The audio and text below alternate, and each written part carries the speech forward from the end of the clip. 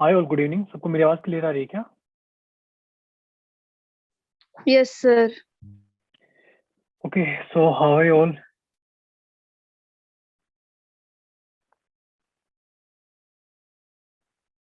सो आज हम स्टार्ट करेंगे। So it's last session for this chapter, that is work, power and energy.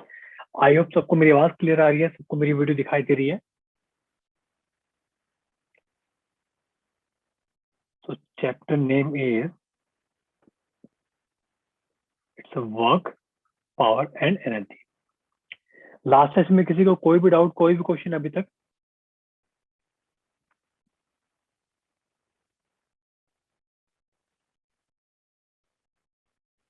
सबको मेरी आवाज आ रही है क्या? एक बार कंफर्म करेंगे। Yes, sir. ठीक है, ठीक है, चलिए बच्चों।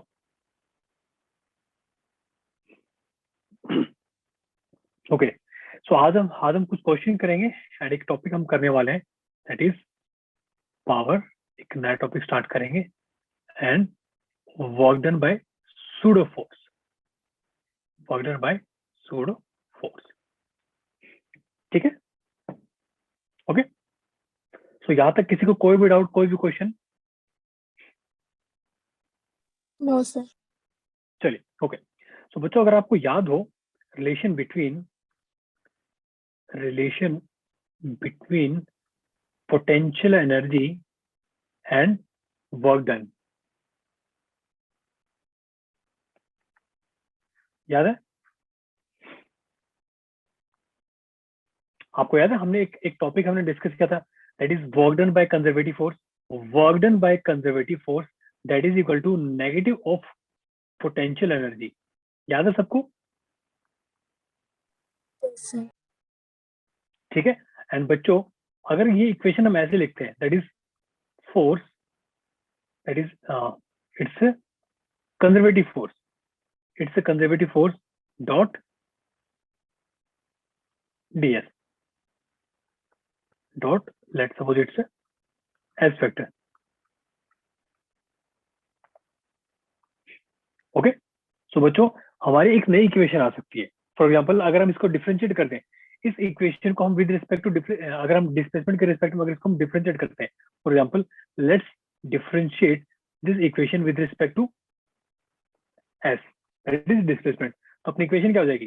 That is equal to minus of del u by del s, और we can say minus d u by d S.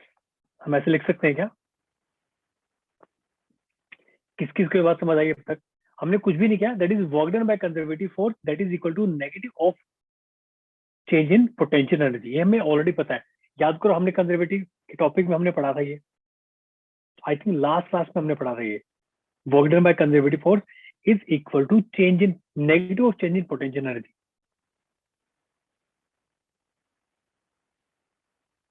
किस किस को Yes, याद sir. याद है?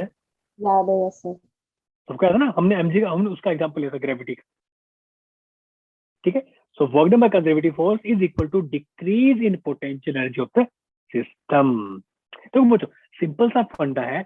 अगर मान लो कोई सिस्टम है, फॉर एग्जांपल देखो, एक छोटा एग्जांपल लेता हूँ।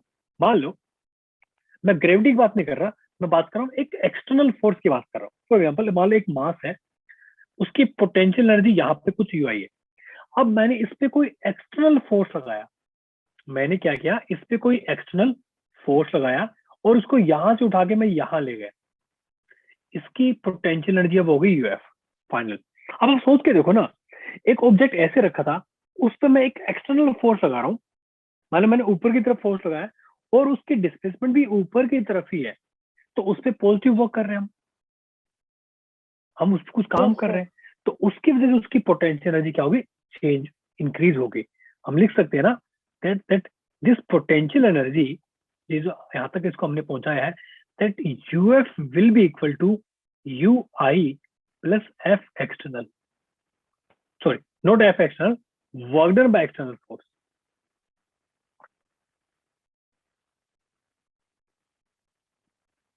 समझो, हमने सेम इसी फॉर्मूले को यहाँ पे यूज कर लिया है। अब देखो, work done by conservative force, अगर आप बात करोगे एफ एक्सटर्नल की, उसने तो पॉजिटिव वर्क किया, बस उसको ना थोड़ा ट्राई करो विजुअलाइज करने की। मैंने फोर्स लगाया एक्सटर्नल, डिस्प्लेसमेंट उसी डायरेक्शन में, तो पॉजिटिव वर्क किया उसने।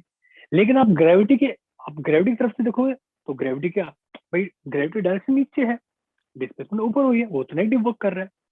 इसलिए हम क्या बोलते हैं कि work done by conservative force is equal to negative of change in potential energy. ये बात किस किस को यहाँ तक समझ आई?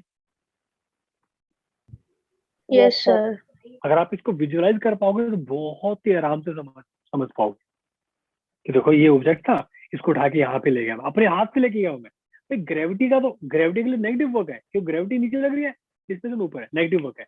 लेकिन मैंने जो एक्सटर्नल फोर्स लगाया वो तो काम कर रहा है ना। इसलिए बच्चों हमारे एक यहाँ पे ये रिलेशन है, इस रिलेशन को फील करो आप, सिर्फ रट्टा मत लगाओ, फील करो। So you can see work done by external force will be equal to change in potential energy. But अगर कंजर्वेटिव फोर्स की बात करोगे तो वो क्या हो जाएगा, नेगेटिव।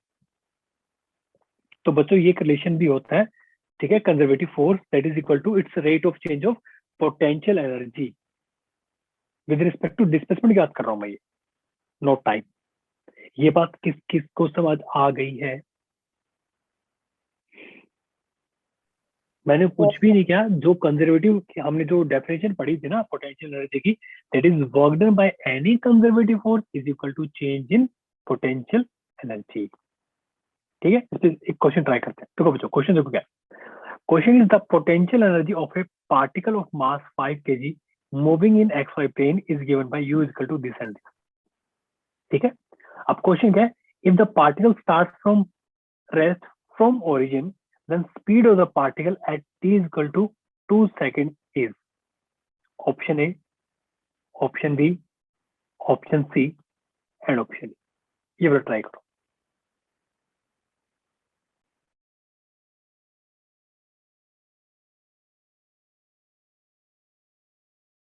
और ध्यान रखना एक चीज और मैं आपको बताता हूँ। सो बेसिकली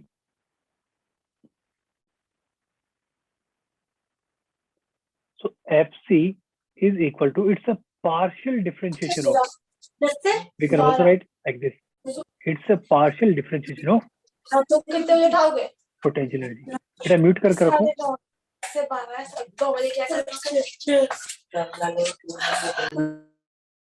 तो इसको ट्राई करो एक बार क्वेश्चन को।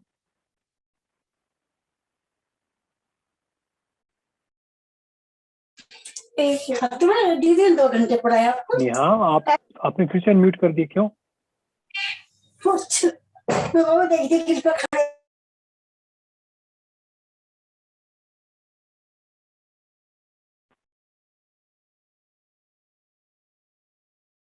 ठंड बहुत है। नेहा को मेरी आवाज आ रही है क्या? नेहा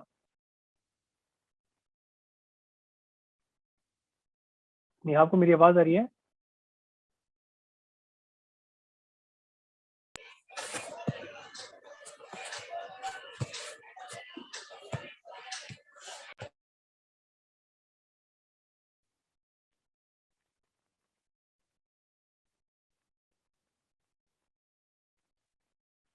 चलिए आंसर क्या है जल्दी से बताओ।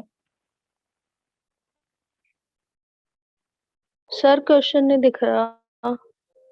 क्वेश्चन नहीं दिख रहा? एक सेकेंड अभी दिख रहा है क्या? ओ सॉरी, ओके आपको इक्वेशन बता रहा हूँ, या सॉरी। सो बेसिकली आप देखो, जब हम इस इक्वेशन की बात कर रहे हैं ना बच्चों, ठीक है, तो आप अगर इसको वेक्टर फॉर्म में लिखोगे तो कैसे लिखोगे? It's I cap, it's J cap. अगर आप बात करते हैं 3D के बारे में, अगर मान लो 3D के बारे में बात करें, so this force will B, it's a partial differentiation. And बच्चों सबको पता है पार्शियल डिफरेंशिएशन क्या है? कोई ऐसा जिसको नहीं पता उसके बारे में? अब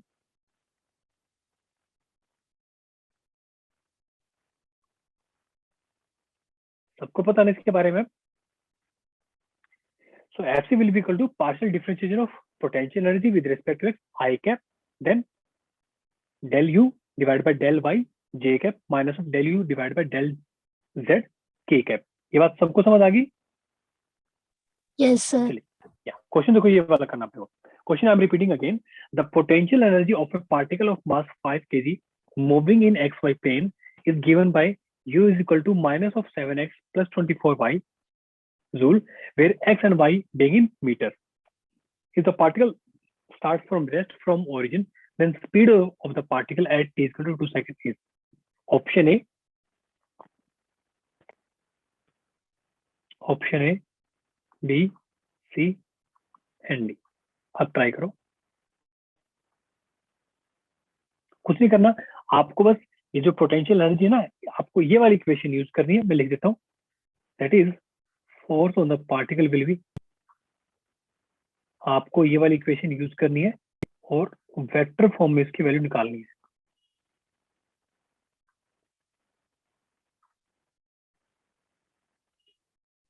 देखिए आप इसको डिफरेंशिएट करो सबको सब।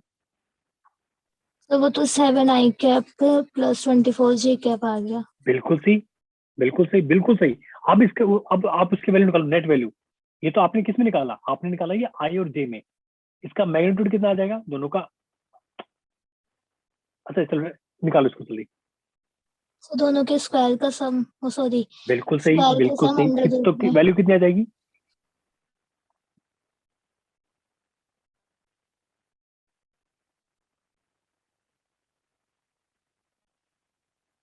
So 25। बिल्कुल सही। किस किस को समझ आई अब तक? तो बच्चों आप इसको जब इसको डिफरेंशिएट करोगे, देखो, so differentiation of u with respect to x, लेकिन partial differentiation means when you are differentiating with respect to x, तो y का आपका क्या कर लोगे, कांस्टेंट। आप इसको डिफरेंशिएट करो, इसकी वैल्यू कितनी आ जाएगी? वैल्यू आ जाएगी प्लस 7 i कैप, ठीक है। और ये कितनी आ जाएगी? जब आप y के रिस्पेक्ट में करोगे तो x को क्या मान लो, कांस्टेंट मान लो, ये आ जाएगी -24 j कैप। आप निकालो इसका मैग्नीट्यूड, इसका मैग्नीट्यूड कितना आ गया? 107 square plus 24 square, that is, इसका रूट आएगा 25 फाइनली। अब जो आपको फोर्स पता चल गया, मास दे रखा है, आप क्या निकालोगे?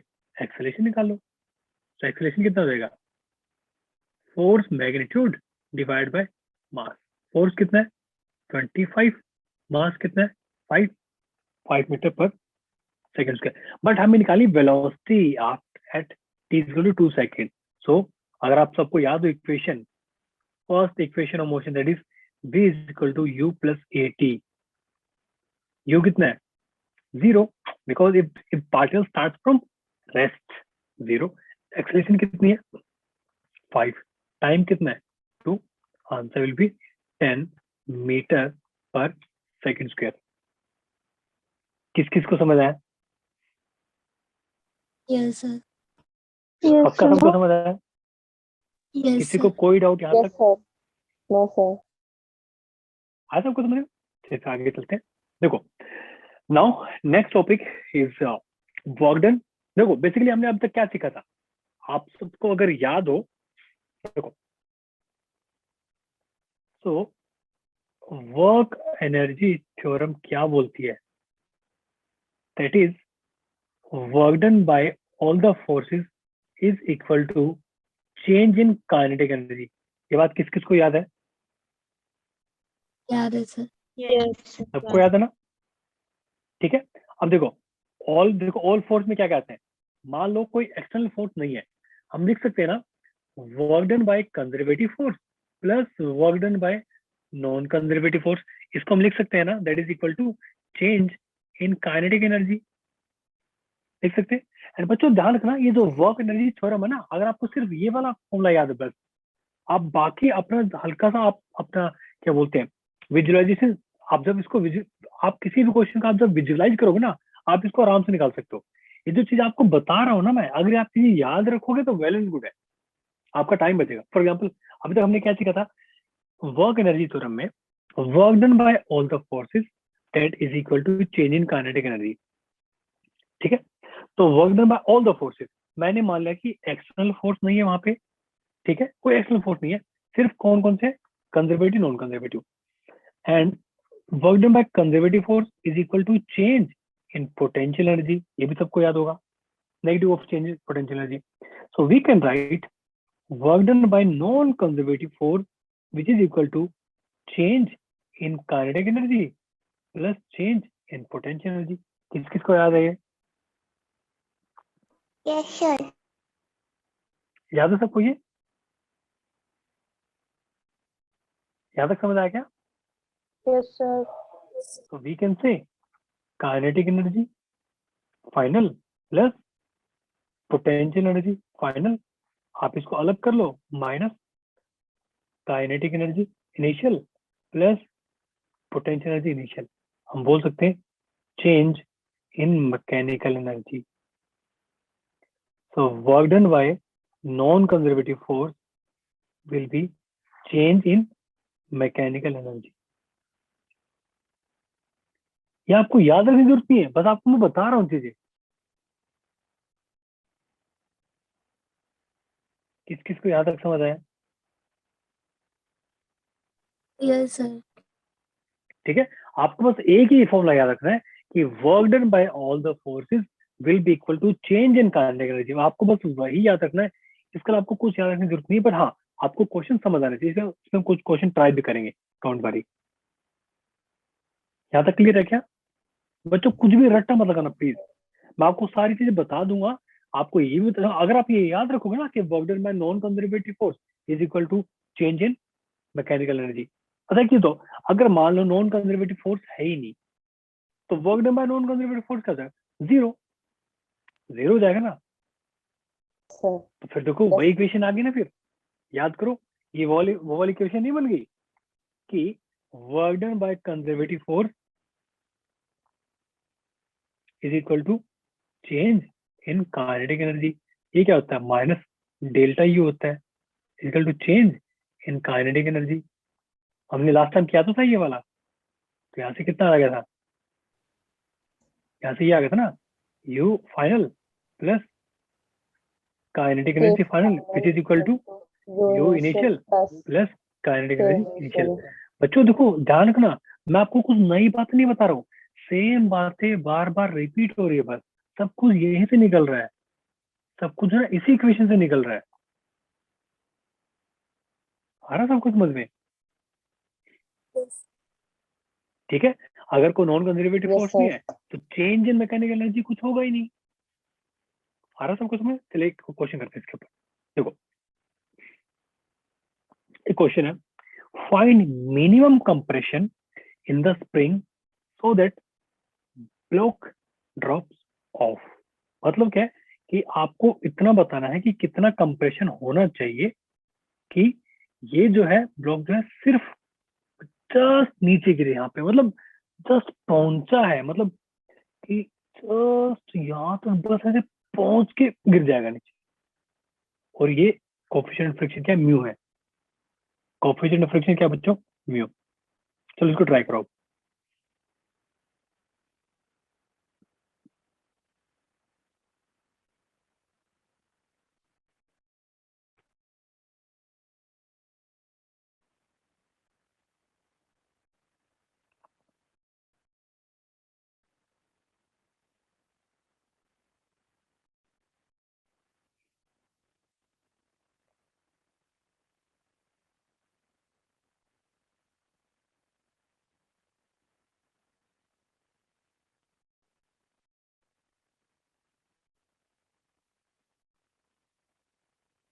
कैसे करेंगे बताओ?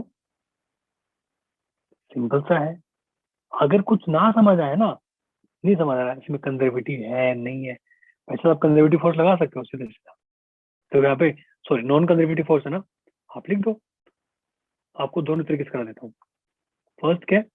Work done by non conservative force is equal to change in mechanical energy. Non conservative कौन सा है? Friction force. कितना हो जाएगा? Friction into L which is equal to change in mechanical energy. बच्चों शुरू में भी रेस्ट पे ही है भाई. अगर ये जस्ट ड्रॉप ऑफ है, मतलब ये जस्ट गिरा है, तो यहाँ भी रेस्ट पे है. अगर ऐसा कुछ है, therefore change in kinetic energy क्या हो जाएगा? जीरो. क्या आप लिख सकते हैं?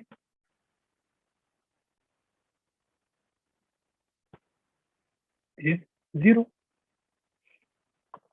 लिख सकते हैं ना. तो यहाँ कितना हो जाएगा? Change in potential energy. बच्चों शुरू में कितना था भाई? शुरू में पोटेंशियल एनर्जी कितनी थी? हाफ हाफ ए के. X square. हमने मान लिया ना कि कंप्रेशन निकालना है कि मान लो कि एक्स हम कंप्रेस करना, इनिशियल ये है, ठीक है। और sorry, not like this, wait, change means final, मान लीजिए इनिशियल, फाइनल कितनी हो जाएगी, mgh mgh minus half K kx square. बताओ आ जाएगा अपने आंसर फिर, yes sir ठीक है। तो देखो फ्रिक्शन कितना हो जाएगा,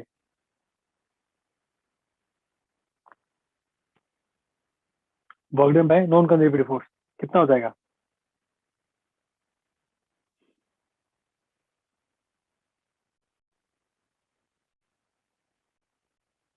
बोलो, work done by non conservative force कितना हो जाएगा, जल्दी बोलो बच्चों, जल्दी बोलो।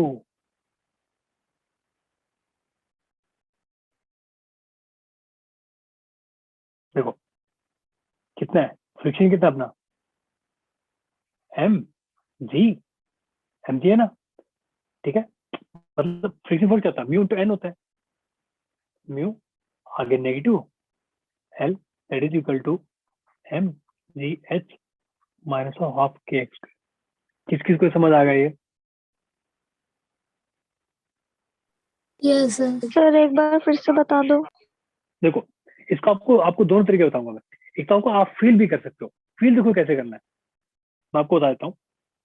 एक तो ये है, मेरे को आपको फिर से सोल्व कर देता हूँ पूरा। देखो इतना समझ आ गया था, तो एक काम yes करते हैं, sir इसको इस तरीके से करते हैं, दैट इज सिंपल वाला तरीका जो मुझे मेरा फेवरेट है, ये क्या, work done by all the forces is equal to change in kinetic energy, ये सबसे बेस्ट है, ठीक है। तो work done by spring force plus work done by friction force plus work done by gravity force which is equal to change in kinetic energy, ये तो zero है। समझिए, work done by spring force कितना है, half के x square, friction force कितना है, minus mu m g l, sorry ये ग्रेविटी है, then minus of m ji h which is equal to zero, कितना हो गया, हाफ के x square which is equal to M G h plus mu m g l. यहाँ से अपने x की वैल्यू आ जाएगी। अब आया सब, अब सबको समझ आया क्या यस सर। yes sir बच्चों, Yes, ये sir. फायदा है। देखो अगर आपको ना, आपको अगर मेन चीज याद है ना कि work done by all the force that is equal to change in kinetic energy, ठीक है। अब देखो मुझे एक्सपीरियंस है, मुझे पता है कि इसको आंसर कैसे करना है। आपको देखो, अगर आपको कुछ टाइम बाद एक्सपीरियंस होगा ना, आपको ये भी याद रखने की जरूरत नहीं पड़ेगी कुछ टाइम बाद। क्यों, फॉर एग्जाम्पल सोच के देखो, एक स्प्रिंग मास सिस्टम है, आप उसका से कंप्रेस कर रहे हो, फिर छोड़ोगे, ऐसे छोड़ दोगे। अब वो जो एनर्जी है जो आपने दी है, दैट इज हाफ के एक्स स्क्वायर, वो किस किस में कन्वर्ट हो जाएगी, एक तो किस में हो जाएगी, work done by friction force में कन्वर्ट हो जाएगी, कुछ एनर्जी यहाँ खर्च हो जाएगी, कुछ एनर्जी इसको यहाँ से यहाँ पहुंचने में खर्च हो जाएगी, यहाँ पे जस्ट पहुंचा है वो, प्लस क्या होगा, वर्क डन बाय ग्रेविटी में खर्च हो जाएगी। ये बात किस किस को समझ आई, मेरी बात समझ आ रही है सबको। भाई आपको तो थोड़ा बहुत एक्सपीरियंस हो जाएगा इन क्वेश्चन करने का, आप ना फिर ये आपको work, that is work energy theorem, आपको ये लगाने की जरूरत भी नहीं पड़ेगी। आप ये सोचो ना कि जो स्प्रिंग ने कुछ उसको एनर्जी दिया है, वो कहाँ कहाँ पे खर्च हो रहा है। एक तो फ्रिक्शन वाला पार्ट ओवर करने में खर्च हो रहा है, एक उसको ऊपर चढ़ने में एनर्जी लगेगी, और सारी एनर्जी किसकी करोगी, हाफ के एक्स स्क्वायर। ये बात किस किस को समझ आई, Yes, sir.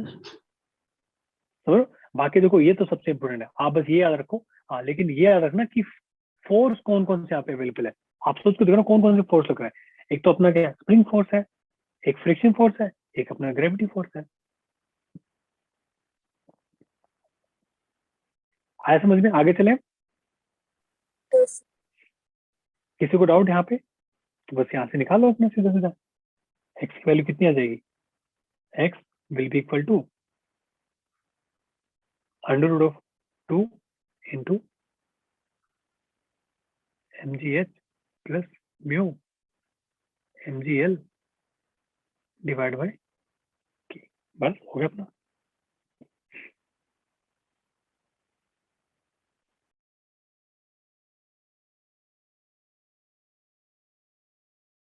Clear? Yes sir. आगे चले, चलिए चलो एक क्वेश्चन करते हैं। क्वेश्चन क्या बच्चों, बहुत ही सिंपल सा क्वेश्चन है, क्वेश्चन बस ध्यान से समझना क्या क्वेश्चन है। An object of mass 5 kg falls from rest through a vertical distance of 20 meter and reaches a velocity of 10 meter per second. How much work is done by the push of the air on the object? मतलब क्या बच्चों, हमें ये निकालना है कि जो air है उसने कितना वर्क किया है। Option A, B, C and D. कुछ नहीं करना आपको, बस एक फॉर्मूला याद रखो, क्या? Work done by all the forces is equal to change in kinetic energy. बस आपको याद रख। बताओ, how much work done by the push of the air on the object. देखो बच्चों, जब ये नीचे गिरेगी, जब ये बॉल अपनी नीचे गिरी, रेस्ट से नीचे गिर रही है, ठीक है, ये नीचे मूव कर रही है, बट जो अपने जो फ्रिक्शन, जो अपने एयर फोर्स है, वो तो ऊपर की तरफ लग रहा है ना। तो हम लिख सकते हैं यहाँ पे यहाँ पे कौन कौन सा फोर्स लग रहा है। So work done by all the force, that is work done by air force plus work done by gravity, और कोई फोर्स, और तो कोई फोर्स नहीं लगा, which is equal to change in kinetic energy. So हमें ये निकालना ना, हमें ये निकालना है। So work done by air force that is equal to change in kinetic energy minus of work done by gravity. कितना है? mgh। तो चेंज इन काइनेटिक एनर्जी कितनी है? पहले तो रेस्ट पे था, बाद में कितनी वेलोसिटी होगी? 10 मीटर पर सेकंड। तो लिख दो यहाँ पे हाफ एम वी स्क्वायर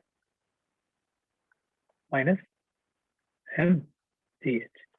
तो यहाँ से देखो, एम को कॉमन ले लो, एम कितना है? 5 कॉमन ले लो, अंदर कितना है? वी स्क्वायर यानी कि 100 माइनस जी कितना है? 10, हाइट कितना है?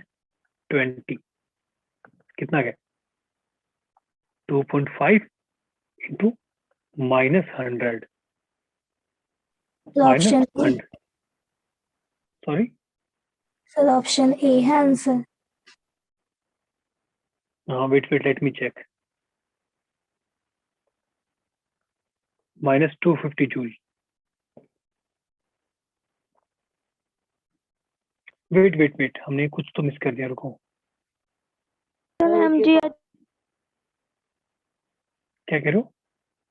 एमजीएच में शायद मिस्टेक है। सर 10 into 20 है ना? हाँ 200 हो गया ना, फिर 200 माइनस 100 कितना हो गया?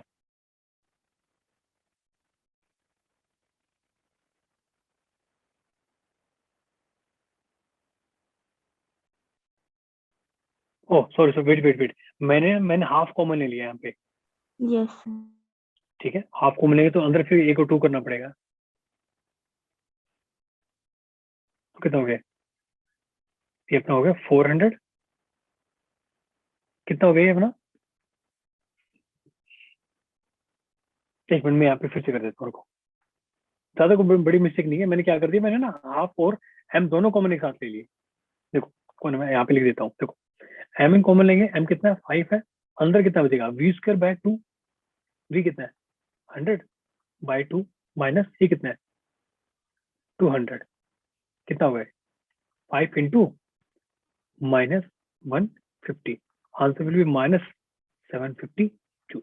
ऑब्वियसली देखो, कुछ ऑप्शन आप वैसे डिलीट कर सकते हो ना, ये आप ये तो वैसे डिलीट कर सकते हो। क्यों?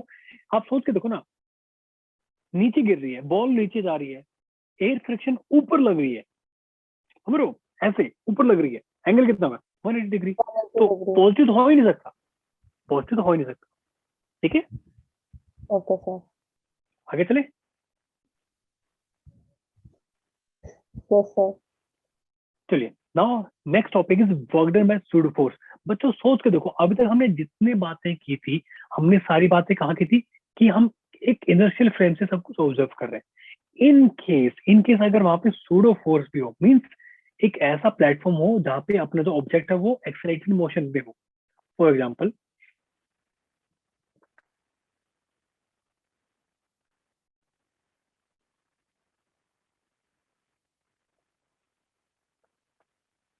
देखो, एक पेंडुलम है वो यहाँ पे है, ठीक है बच्चों। अगर मान लो ये इधर जा रहा है एक्सेलरेशन ए से, ठीक है, और ये ऐसे है।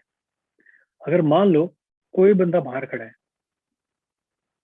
कोई बंदा बाहर खड़ा है, ठीक है, अगर वो ये देखेगा बच्चों, तो उसको क्या दिखेगा कि जो पेंडुलम है, ये जो पेंडुलम है ये विद एक्सेलरेशन ए आगे की तरफ जा रही है। लेकिन अगर कोई बंदा इसको बाहर, आपको याद है सूडोफोर्स का कॉन्सेप्ट, भूल गए? सूडोफोर्स याद है, भूल गए? यस सर याद है। देखो मान लो एक गाड़ी है,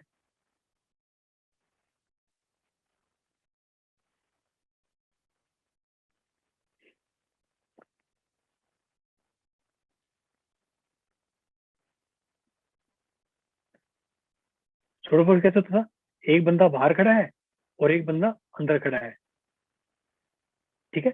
अगर मान लो बंदा एक लिफ्ट है, एक लिफ्ट मान लो ऊपर से ऊपर जा रही है ए एक्सेलरेशन से, एक बॉक्स यहाँ रखा है, इसको क्या दिखेगा कि जो बॉक्स है ये ए एक्सेलरेशन से ऊपर जा रहा है।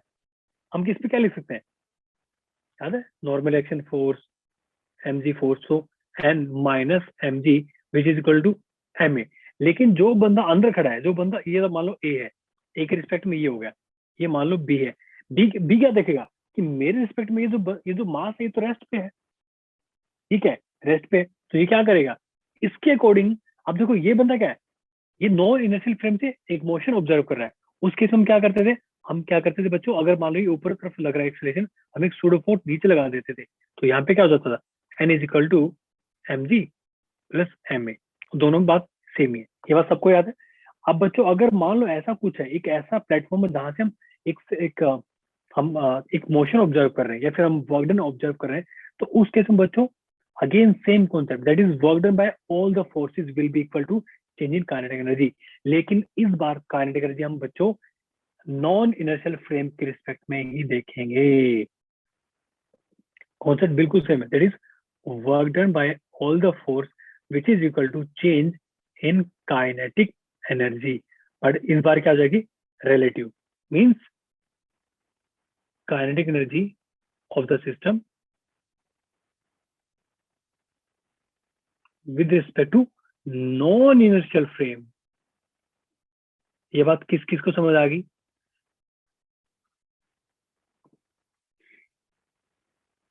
बच्चों बात किस किस को समझ आई? Yes sir. समझो। So work done by all the forces, that is external, internal, pseudo force, other में क्या, कंजर्वेटिव, नॉन कंजर्वेटिव, सब कुछ आ जाएगा उसके अंदर, ठीक है। आगे चले,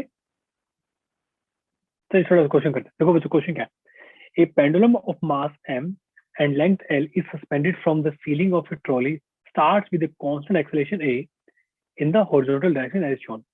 Find the maximum deflection theta of the pendulum from the vertical.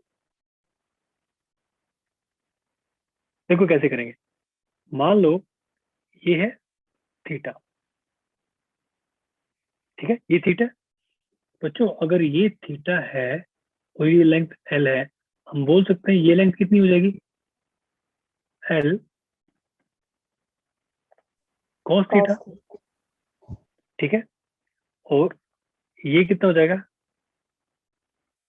L sine theta. बच्चों एक बंदा यहाँ खड़ा है, इस बंदे के रिस्पेक्ट में आपको सब कुछ देखना है।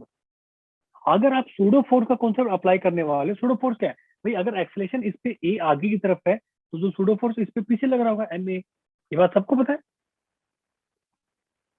Okay, Yes. So I am writing again, so work done by all the force which is equal to change in kinetic energy. लेकिन किसके रिस्पेक्ट में, ये जो बंदा अंदर खड़ा है इसके रिस्पेक्ट में तो ही सूडो फोर्स लगेगा काम, अदरवाइज आप बाहर से देख सकते हो। सो work done by all the force. अब बताओ कौन कौन सा फोर्स लग रहा है इस मास के ऊपर, एक तो लग रहा है ग्रेविटी, एक लग रहा है सूडो फोर्स, और क्या लग रहा है, टेंशन फोर्स, और बताओ इसके अलावा क्या लग रहा है और? Frictional. फ्रिक्शन क्या लग रहा है बेटा, यहाँ पे फ्रिक्शन थोड़ा है, okay, that is equal to change in kinetic energy. अब बच्चा सोच के बताओ मुझे, एक बार ध्यान से सोचना कि I am repeating again, a pendulum of mass m and length l is suspended from the ceiling of a trolley, starts with a constant acceleration a in the horizontal direction. Okay, starts मतलब just start किया है बच्चों, एक चीज सोच के देखो, just start किया है फिर ये मतलब उधर चला गया, तो बच्चों आपको नहीं लगता कि initial and final velocity of this mass is zero? इसके रिस्पेक्ट में, इस बंदे के रिस्पेक्ट में बता रहा हूं मैं, जो अंदर खड़ा है। Yes, sir. आया सबको समझ में? भाई आप अगर किसी बस में खड़े होते हो, आप जब बस में खड़े होते हैं ऐसे, ठीक है, हो सकता है शुरू में जब एकदम बस चलती है, शुरू में एकदम बस चलती है, एक सबको झटका लगे, हो सकता है कि मान लो कोई चीज पीछे गिर जाए, लेकिन जब बस एक बार स्पीड पकड़ लेती है, उसके बाद तो आप देखोगे सारे जो सामान एक जगह आराम से रखे, मूव तो नहीं कर रहे ना, सारे रेस्ट पे ना आपके रिस्पेक्ट में। तो हाँ, बाहर की दुनिया के रिस्पेक्ट में आप सब चल रहे हो, बट आपके रिस्पेक्ट में तो सब कुछ रेस्ट पे है ना। Yes, sir. तो देखो इस स्टेटमेंट का मीनिंग समझो, also kinetic energy of the system is taken with respect to non inertial frame. अब देखो ये क्या हो जाएगा, ये हो गया अपना वर्क डन बाय ग्रेविटी। हम लिखेंगे पहले इसको देखो, ये जीरो हो जाएगा, जीरो माइनस जीरो। बच्चों work done by gravity, gravity नीचे लग रही है, लिखो यहाँ पे mg। बच्चों ग्रेविटी नीचे लग रही है, समझ लो, ब्लॉक ऊपर गया, कितने से ऊपर गया बच्चों? ये जो लेंथ है, ये लेंथ कितनी होगी? l minus l cos theta. आया समझ? इतने से ऊपर गया ना ये, तो लिखो यहाँ पे l कॉमन ले लो, l into 1 minus cos theta into cos 180 degree. ये बात किस किस को समझ आई? क्योंकि देखो mg नीचे लग रहा है, वो गया ऊपर है, सबको बात समझ आ रही है? Yes, Yes, sir. sir. Plus में work done by pseudo force, pseudo पीछे लग रहा है, पीछे की तरफ डिस्प्लेसमेंट कितनी है बच्चों? एम ए इंटू ये कितना है? L sine theta. भाई इस डायरेक्शन में कितनी डिस्प्लेसमेंट है? एल साइन थीटा ही तो है। प्लस में work done by tension force, tension force हमेशा जीरो होता है यहाँ पे, क्योंकि टेंशन और डिस्प्लेसमेंट हमेशा 90 डिग्री यहाँ पे, ठीक है। तो ये देखो यहाँ से हम क्या लिख सकते हैं, ये देखो ये क्या हो जाएगा, minus of m v l into 1 minus cos of theta, उसको उस साइड ले जाओ, minus of m a into l sine theta, minus minus cancel, m m cancel, ठीक है, एल से एल कैंसिल। तो बच्चों क्या हो जाएगा ये, आप इसको इस साइड ले आओ, ये क्या होगा, 1 minus cos of theta divide by sine theta which is equal to a by g. बच्चों कॉस थीटा खोलना आता है सबको, ओपन करना आता है कॉस थीटा, मैं आपको यहाँ पे लिख देता हूँ formula, cos 2 theta is equal to cos square theta minus sin square theta, which is also equal to twice of cos square theta minus 1, which is also equal to 1 minus 2 sin square theta। ये बात सबको पता है? Yes, sir. अब देखो आप अपने को 1 कैंसिल करना है, 1 कैंसिल कैसे होगा, जब आप ये वाली वैल्यू डाल दोगे, डाल दो वैल्यू यहाँ पे, कितना होगा, 1 minus 1 minus 1 minus 2 sin square theta a by g divide by sign sir theta. 1 minus cos theta है तो 2 sin स्क्वायर थीटा बाय 2 होगा ना? हाँ हाँ, वो अभी कट करेंगे ना इसको, साइन 2 थीटा कितना हुआ, 2 sine theta by 2 cos theta by 2। अच्छा वेट यहाँ पे थीटा बाय 2 आएगा, ठीक है, Yes, sir. ठीक है, एक सेकंड ना, इसको आगे ले चलते हैं। तो ये हो जाएगा 2 sine square theta by 2 divide by 2 sine theta by 2 and cos theta by 2 which is equal to a by g. 2 cancel, sine cancel, so tangent of theta by 2 which is equal to A by G. Okay, so theta will be equal to twice of tan inverse A by G. किस किस को समझ आएगा बच्चों ये? Yes. आया समझ में? थोड़ा सा आपको लग रहा होगा कि कैलकुलेटिव है, ठीक है? देखो जरूरी नहीं है, आप इसको डायरेक्टली भी कर सकते थे। कैसे डायरेक्ट करते? आप इसको अगर आप इसका अगर फोर्स बैलेंस कर दो, कैसे? टेंशन फोर्स लग रहा है, आई थिंक ये क्वेश्चन हमने किया था ना सूडो फोर्स में, याद है आपको? हमने टॉपिक किया था सूडो फोर्स, तो हमने क्वेश्चन ये वाला किया था। आगे चले बच्चों, यहाँ तक किसी को कोई भी डाउट, कोई भी question, you can ask me. Should I repeat this one और आ गया समझ में?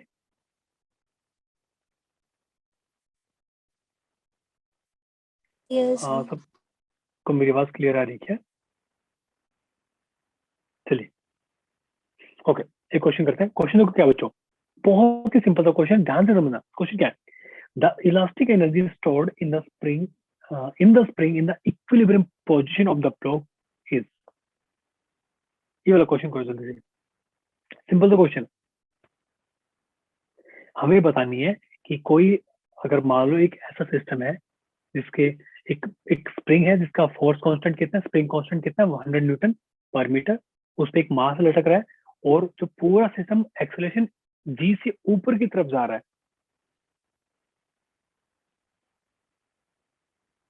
ठीक है? इक्विलिब्रियम पोजीशन मतलब एक ऐसी पोजीशन जहां पे स्प्रिंग फोर्स और बाकी जो फोर्स लग रहे हैं मास के, वो सारी क्या हो जाएंगे? बैलेंस हो जाए। उस केस में क्या लगेगी?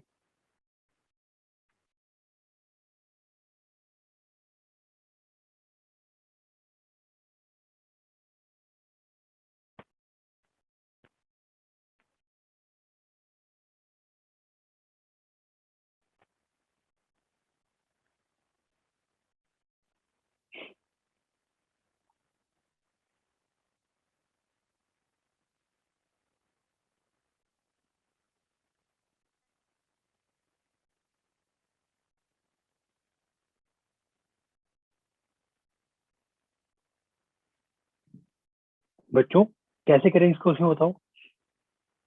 देखो अगर आप ध्यान से देखोगे, अगर पूरा सिस्टम ये अगर ऊपर की तरफ जा रहा है, ठीक है, आप तो इसको सूडो फोर्स से कर लो, आप नॉर्मल से कर सकते हो, जैसे आप मन कर आप कर सकते हो। देखो अगर ये सिस्टम ऐसे है, देखो अगर सूडो फोर्स से करोगे क्या हो, सिंपल सा कॉन्सेप्ट क्या, नीचे कितना लग रहा है? नीचे लग रहा है एम जी, नीचे लग रहा है एम ए, और वो इक्वल किसके होगा? के एक्स के। भाई इक्विलिब्रियम पोजीशन पे क्या होगा? के एक्स के इक्वल हो जाएगा। So we can write k x is equal to M g, यानी कि 1 जी प्लस 1 इंटू ए। कितना हो जाएगा? ए की वैल्यू कितनी है? जी जी, ए कितना होगा? Twice of g. So x की वैल्यू कितनी आ गई? 2g divide by 20 divide by x, sorry k कितना है? 100। कितना आ गया? 0.2। सो बच्चों elastic energy, sorry not kinetic energy,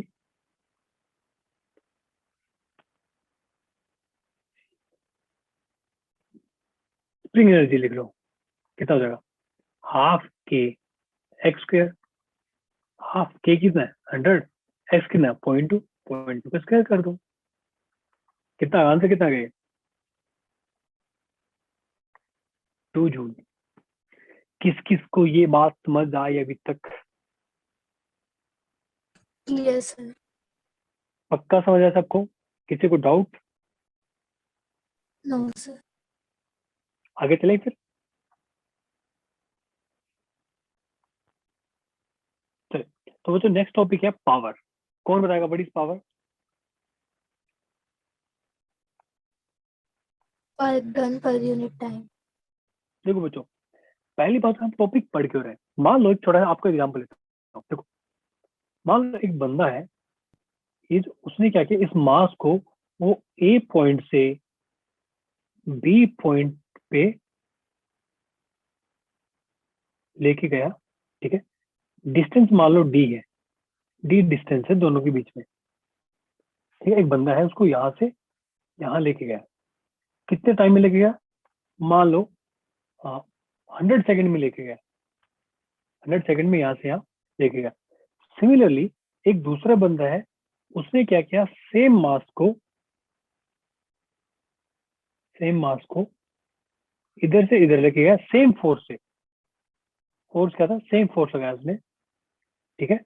इसने लेके गया 10 सेकंड में, 10 सेकंड में लेके गया। तो बच्चों दोनों में डिफरेंस क्या हुआ, बताओ दोनों में क्या डिफरेंस हुआ भाई? अगर आप उसकी डेफिनेशन देखोगे, अगर आप वर्क डन डेफिनेशन देखोगे वर्क डन की, वो तो सेम है।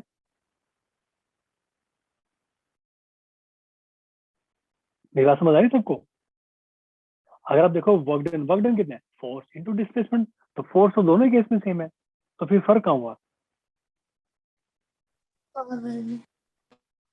देखो बच्चों, एक्चुअली क्या, इस टाइप की सिचुएशन को डिफाइन करने के लिए, हमने क्या किया, हमने एक नई टर्म इंट्रोड्यूस की, जिसको हम क्या बोलते हैं, पावर। मतलब क्या है कि आप वर्क तो कर रहे हो, आप सेम वर्क को कितने टाइम में कर रहे हो। So power is equal to work done divide by time. भाई आपने काम तो किया है भाई, एज पर डेफिनेशन अगर आप निकालोगे वर्क, तो वर्क कितना हो जाएगा, work is equal to force into d. इस केस में ये हो जाएगा, और इस केस में ये हो जाएगा, फोर्स इंटू डी।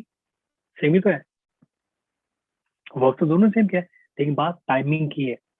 अगर आप इस केस में अगर आप पावर निकालोगे, तो कितनी पावर हो जाएगी, so power is equal to डब्ल्यू d divide by 10, P2 case में, और P1 केस में W d divide by 100।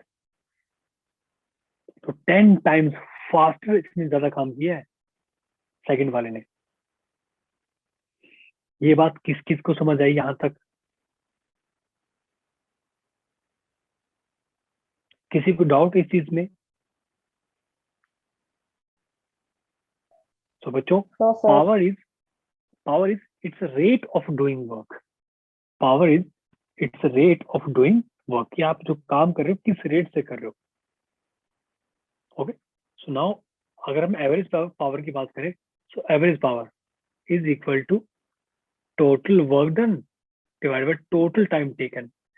In case अगर आप बहुत ही छोटे इंटरवल की बात करो, बहुत ही छोटा इंटरवल,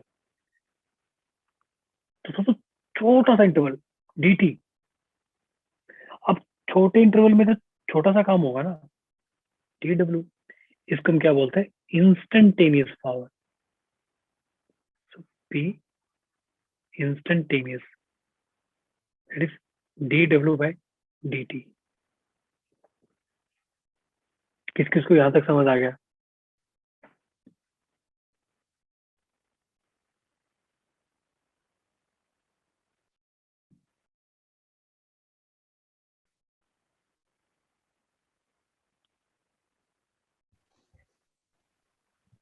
Yes, sir. ओके, आगे चले। अच्छा एक चीज हो, अगर आपको याद हो, हमने एक हमने वो पढ़ा था फॉर्मूला, इनका work done by constant force.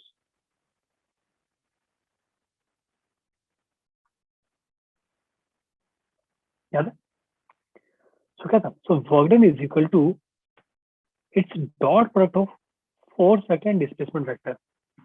Now as per the definition of power, that is equal to dw by dt. So we can say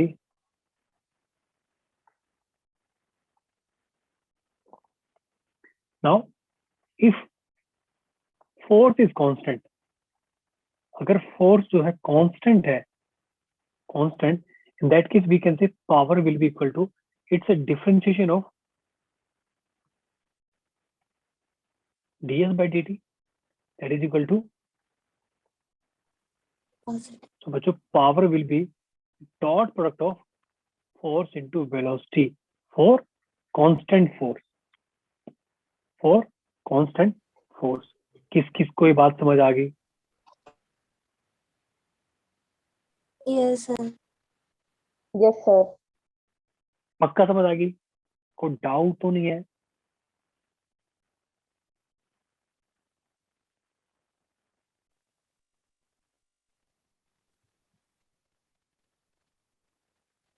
No, sir. आगे चलें, क्वेश्चन करें इस पे आगे कुछ? Yes sir. चलिए, बाकी बच्चे शांत हैं, आज क्या हो गया? बहुत ठंड लग रही है क्या बाकी बच्चों को? हाँ बच्चों, ठंड लग रही है क्या? सर ठंड तो है ही। ठंड ही, ओके। मुझे इस टाइम बड़ा अच्छा लगता है, बिल्कुल शांति है। समझ रहे हो? शांति तो आपको पढ़ने में मजा आता है ना। हाँ, कुछ बच्चे पढ़ते पढ़ते सो भी जाते हैं, इस बात का मुझे पता है, लेकिन बिल्कुल जब पिन ड्रॉप साइलेंस होता है, हाँ, मुझे नहीं पता वहां पे क्या है, लेकिन यहाँ पे बिल्कुल पिन ड्रॉप साइलेंस है। आसपास कुछ मेरी आवाज के अलावा कुछ नहीं आ रहा आसपास। ठीक है बच्चों? And second thing, we can also write power is equal to f v cos of theta. वो तो हमें वैसे ही पता है। ठीक है? डॉट प्रोडक्ट क्या होता है? दो वेक्टर बीच में डॉट प्रोडक्ट क्या होती है? For example, work done it was also equal to f s cos of theta. ये हम सबको ऑलरेडी पता है। ठीक है? चलिए क्वेश्चन करते हैं। क्वेश्चन तो क्या बच्चों? Question is a machine gun fire 60 bullets per minute with a velocity of 700 meter per second. If each bullet has a mass of 500 gram, find the power developed by the gun. बच्चों simple सा question है, मैं आपको 30 second दे रहा हूँ, इसको जल्दी से सॉल्व करो।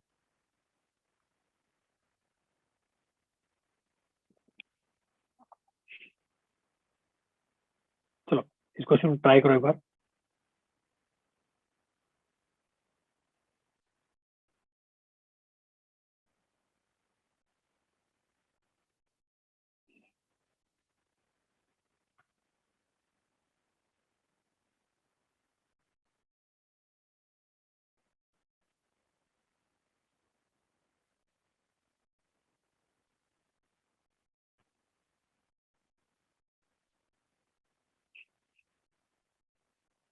बच्चों क्वेश्चन कैसे करेंगे बताओ?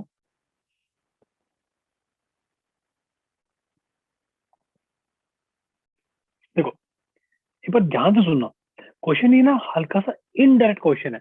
क्वेश्चन सेम है, देखो सिंपल सा फंडा क्या है? A machine gun fire 60 bullets per minute with a velocity of 700 meter per second. ठीक है? If each bullet has a mass of 500 gram, sorry 50 gram, find the power developed by the gun. बच्चों हमें already पता है, that is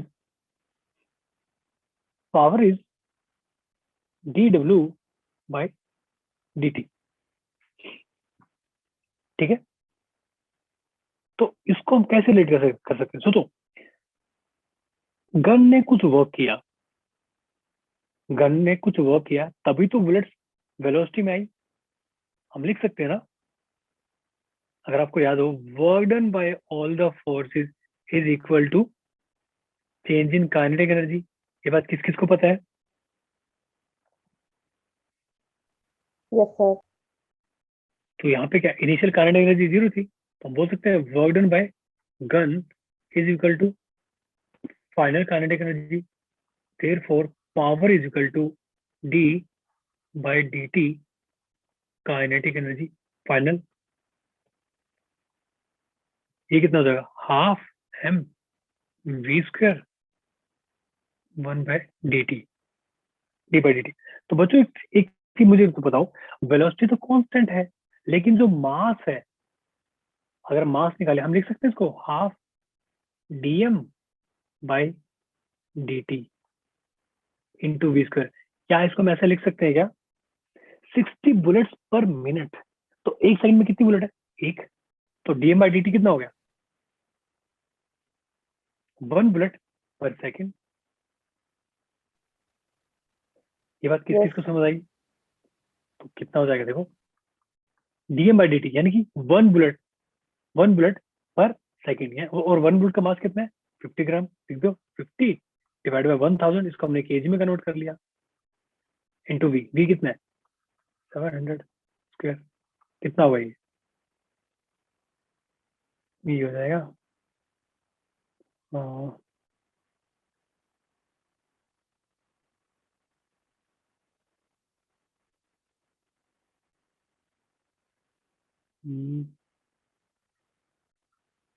divide by 40 ये होगा, देखने में चेक करना, ये होगा ना,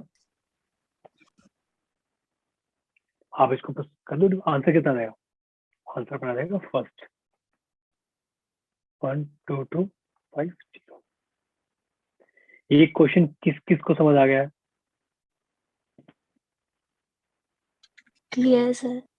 किस किस को समझ नहीं है, ऑनेस्टली बताओ कि सर ये तो आपने क्या क्या समझ नहीं है।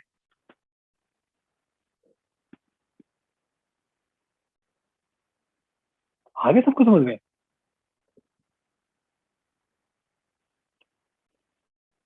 आगे चले। Yes sir. लगता है सबको ठंड लग रही है ना।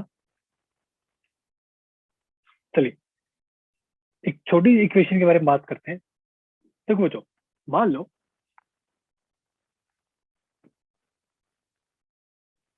ओके, एक लड़की प्रिया बोल रही समझ नहीं आया, चलो रिपीट कर देते हैं। देखो बच्चों, इस केस में क्या है ना, सोच के देखो, आप हल्का सा सोच के देखो कि power developed by the gun. सोचो एक बार कि बंदा ऐसे खड़ा है, टुक टुक टुक टुक टुक, ऐसे गोलियां चल रही है, तो ये जो गोलियां थी जो पहले बिल्कुल रेस्ट पे थी, अब वो मोशन में है। क्यों?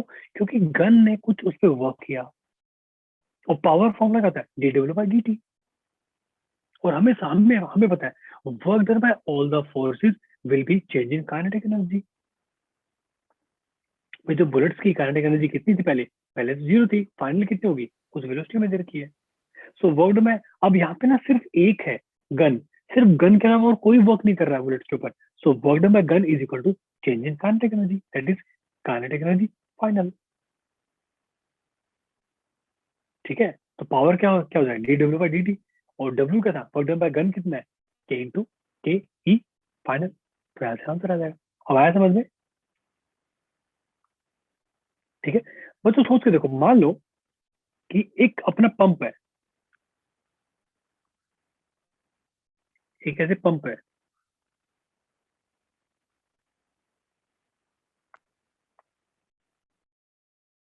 ठीक है। अब उसका काम क्या है, वो यहाँ से पंप का काम क्या है, यहाँ पे ना पानी है, यहाँ पे बहुत सारा पानी है, ठीक है। उसका काम क्या है, उस पानी को ऊपर पहुंचाने का काम है। तो सोच के देखो, आप है ना, सोच के देखो, छोटा सा एक एग्जाम्पल लेता हूँ, ठीक है। थोड़ा सा पानी, बिल्कुल थोड़ा सा पानी, मान लो कि D W, sorry not D W, DM mass, DM, ठीक है। इसको मान लो हाइट एच तक लेके गए, हाइट एच तक लेके गए, ठीक है। सो हम लिख सकते हैं that is work done by all the force is equal to change in kinetic energy. और मान लो यहाँ पे इस पानी की वेलोसिटी मान लो v है, ठीक है। तो वर्क डन बाय, एक मान लो यहाँ पे मोटर है, हमने एक मोटर लगा रखी है, पानी की मोटर है, हमने ऐसे लगा रखी है, ठीक है, motor. So work done by motor plus work done by all the force, work done by gravity which is equal to change in kinetic energy. अब सोच के देखो, आप छोटा सा मास ऊपर लेके जा रहे हो, छोटा सा मास, तो हम बोल सकते हैं ना कि मोटर ने कुछ वर्क किया, कितना वर्क किया होगा, मान लो डी डब्ल्यू एम, ठीक है। ग्रेविटी ने कितना काम किया, d m into g into h, और आगे क्या, it not positive, it's negative, negative which is equal to change in kinetic energy, कितना हो जाएगा, half d m v square, ठीक है। तो बच्चों यहाँ से क्या आ जाएगा, work done by motor will be equal to half d m v square plus d m ji h. अगर आपको पावर निकालनी है मोटर की, तो बच्चों कितनी क्या हो जाएगी, मोटर की पावर कितनी हो जाएगी, दैट इज डी डब्ल्यू m by d t which is equal to half into d m by dt v square plus dm by dt gh। ये बताओ ये किसको समझ आ गया?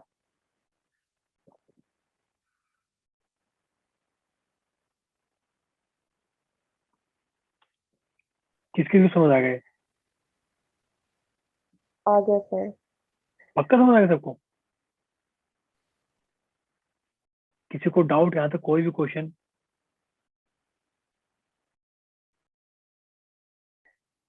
No sir. तो बच्चों देखो, अगर आप इसको फील करोगे ना, हमने क्या किया आप सोच के देखो ना भाई, एक नीचे पानी रखा है, ठीक है, नीचे पानी है, ठीक है, उस पानी को मोटर को ऊपर लेके जाना है, तो मोटर वर्क करेगी उसी की वजह से ऊपर जाएगा ना। तो वो कितना वर्क करेगी? एक तो वो क्या कर रही है, उसको इतनी हाइट तक ऊपर लेके जा रही है पानी को, समझ लो वो वर्क करना, फिर उसको कुछ वेलोसिटी। ऐसा एक बार सोच के देखो, मान लो कि इसका जो काम है, मोटर का जो काम है, मान लो कि if velocity is zero, in that case power of the motor will be, that is d w motor dt, that is equal to dm by dt। मतलब कितना मास कितने टाइम में ये हाइट h पे पहुंचा रही है, आया समझ में? अगर मान लो जस्ट पानी को जस्ट पहुंचा रही है, जस्ट पहुंचा रही है, वेलोसिटी जीरो है, उस केस में क्या हो जाएगा? ठीक है, जो अपनी काइनेटिक एनर्जी है मास की, जीरो हो जाएगी। तो dm by dt का मतलब क्या है कि जो डीएम मास को कितने टाइम में पहुंचा रही है। ठीक है, इसमें छोटा आपको एक क्वेश्चन देता हूँ। एक क्वेश्चन देखो, question is power applied to a particle varies with time as p equal to this, ठीक है, then the change in kinetic energy between time t equal to 2 second to 2 equal to 4 second is option A, option B, option C and option D. चलिए question try करो, simple सा question.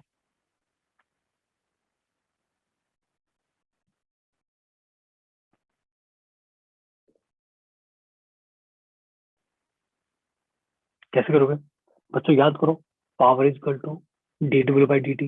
हमें इस बार क्या देखे उन्होंने? इस बार उन्होंने हमें पावर की इक्वेशन दे रखी है, तो बच्चों यहाँ से वर्क डन निकाल लो। समझ लो, लेट मी सॉल्व। देखो बच्चों, so power is equal to dw by dt, which is 3 t square minus 2t plus 1। so dw कितना हो जाएगा? 3 t square minus 2t plus 1 dt, integration from 2 to 4। यहाँ पे अपने टोटल वर्क डन निकालना है, इंटीग्रेट करो ना इसको। सो वर्क कितना हो गया? 3 t cube by 3 minus t। I think सबको इंटीग्रेशन आता होगा ये वाला। 2 to 4 कितना हो? 3 3 कैंसिल, 2 2 कैंसिल, कितना हुआ? 4 is for 3 minus 4 is for 2 plus, wait, let me write correctly,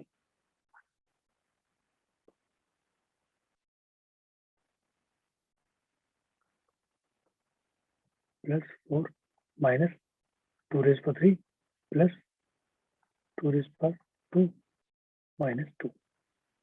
तो फाइनल आंसर कितना आ जाएगा इसका?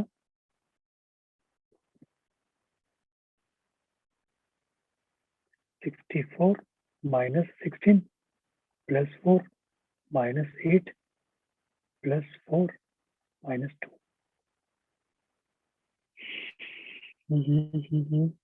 So first of all we can cancel for this like this।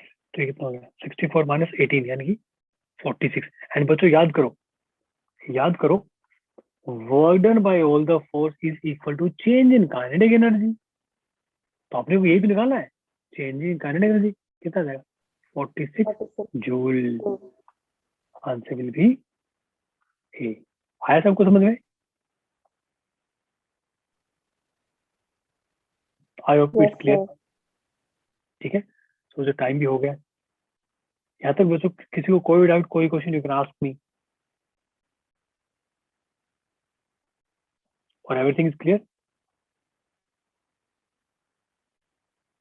सबको सब चीज समझ आ भी रही है, बस ऐसे हाँ में हाँ मिला रहे हो कि हाँ प्रशांत सर ने बोला तो चलो हाँ ठीक है बोल देते हैं, हाँ सर समझ आ रहा है। कुछ फील डिफरेंस हो रहा है, मतलब कुछ सॉरी डिफरेंस फील हो रहा है Yes, कि हाँ sir. मतलब बच्चों देखो Yes, फिजिक्स sir. का सिंपल सा फंड है, अगर आप रिलेट करोगे ना कि ओके, अच्छा सोच के देखो ना, सोच के देखो कि मोटर ने कुछ, आप सोच के देखो आपके घर में एक पानी की मोटर है, उसको बिल्कुल टंकी पे पानी ऊपर टंकी पे पानी पहुंचाना है, तो वो जो वर्क करेगी, सोच के देखो उस पानी को ऊपर जाना है, मतलब ग्रेविटी वाला जो वो है वर्क, जो ग्रेविटी का जो वो है क्या बोलते हैं पोटेंशियल एनर्जी, उसको ओवरकम करना पहले, फिर उसके मान लो वहां पे वेलोसिटी भी है, उस वेलोसिटी आई कहाँ से? भाई मोटर जो वर्क कर रही है वहीं से तो उसको मिल रही है। याद करो हमने स्प्रिंग वाला क्वेश्चन देखा था, स्प्रिंग को हमने ऐसे प्रेस कर दिया और वो जस्ट नीचे गिरेगा एक इंक्लाइन प्लेन पे। सोचो ना जो स्प्रिंग में एनर्जी थी वो कहाँ खर्च हुई, बीच में फ्रिक्शन फोर्स आया था, फिर उसको ग्रेविटी के अगेंस्ट जाना था। सब रिलेट कर पा रहे हो? आप जब ऐसे रिलेट करोगे ना तो आपको सारे क्वेश्चन क्लियर होंगे, अगर तो आपको सबको पता है फॉर्मूला क्या था, वर्क डन मतलब सॉरी वर्क एनर्जी थ्योरम सबको पता है। आ रही मेरी बातें समझ में? ठीक है तो बच्चों आज टाइम हो गया, जल्दी से आप अपने फीडबैक एंड योर अटेंडेंस जल्दी से मार्क कर दो। आपको मैंने लिंक शेयर कर दिया। यहाँ तक किसी को कोई भी डाउट कोई भी question you can ask me.